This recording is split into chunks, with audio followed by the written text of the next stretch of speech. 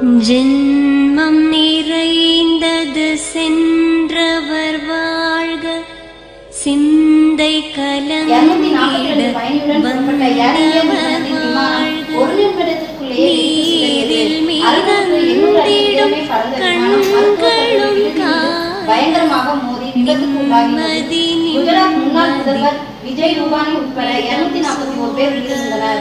இந்த கோர விபத்தில் ஒரே ஒரு பயணி மட்டும் அதிர்ஷ்டவசமாக உயிர் பிழைத்தார். மதிய உணவு சாப்பாடு சாப்பிட்டு 5 மாணவர்களும் உடல்களில் பரிதாபமாக உயிரிழந்தது. மரணத்தை போல் ஒரு grant enough strength to the entire family to bear this untimely loss.